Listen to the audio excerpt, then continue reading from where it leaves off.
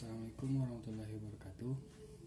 Nama saya Yudi Rizaldi, mahasiswa dari Teknik Informatika Universitas Putra Indonesia IPTK Padang.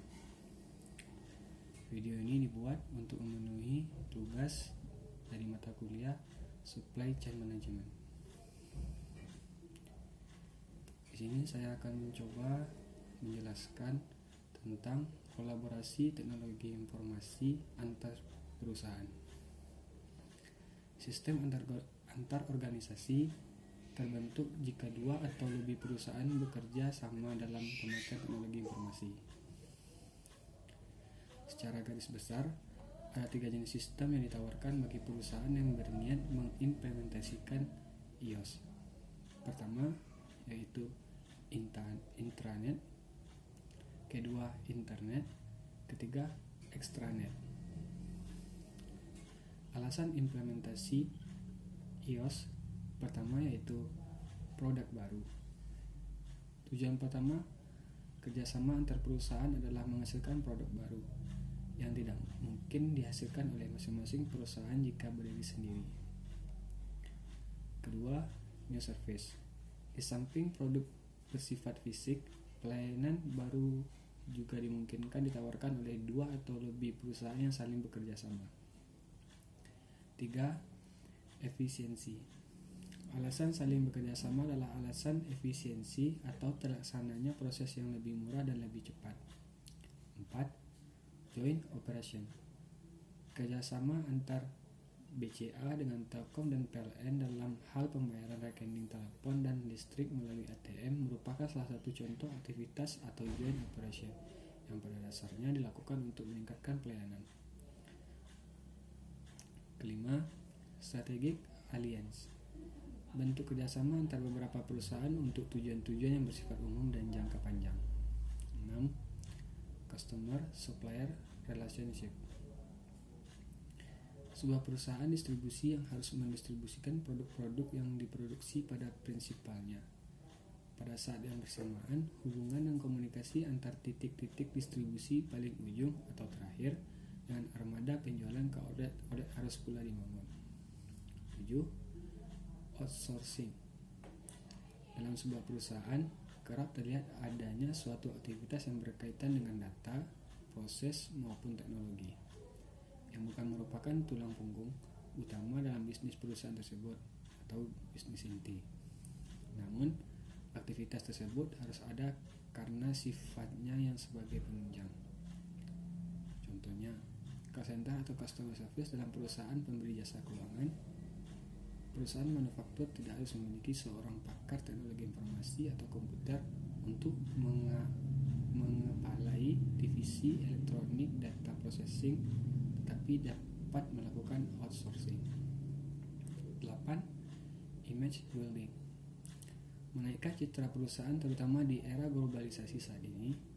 Banyak perusahaan asing yang ingin menanamkan modal di perusahaan lokal atau bekerjasama atau joint venture dengan mengajukan syarat bahwa perusahaan lokal harus sudah mengimplementasikan teknologi informasi yang canggih.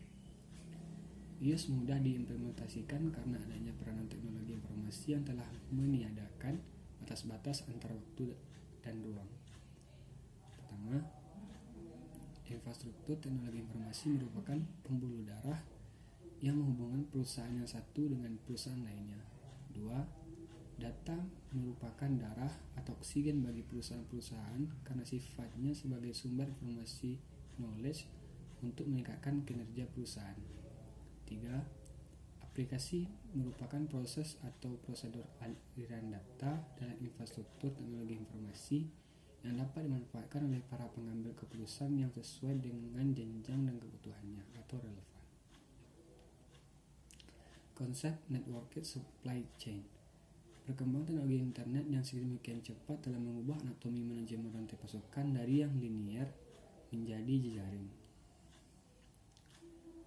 Saat ini, produk dan informasi mengalir bebas dari satu entitas organisasi menuju organisasi yang lain tanpa hambatan dan dengan kecepatan yang sangat tinggi. Kompleksitas yang ada sebenarnya adalah bagaimana menyinkronkan kegiatan operasional pemasakan produk atau jasa dengan prediksi kebutuhan yang biasa diperkirakan oleh fungsi pemasaran dan pembelian. Namun, karena banyak sekali entitas bisnis yang terlibat dalam NSC, baik di pihak supply maupun demand, maka diperlukan suatu kegiatan yang dapat mengkoordinasikan semua pihak tersebut dengan baik. Dilihat dari sistem informasi, ada dua value drivers utama yang harus diperhitungkan dalam NSC. Pertama, bagaimana mempengaruhi permintaan pelanggan berdasarkan visibilitas inventory.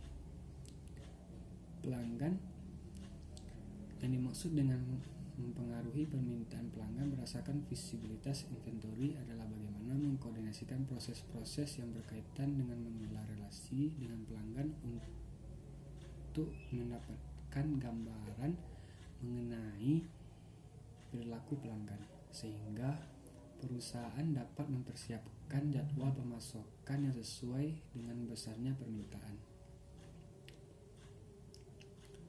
Kedua, bagaimana mengkoordinasikan seluruh pergerakan produk, informasi, dan sumber daya lainnya agar memenuhi pesanan dan permintaan pelanggan.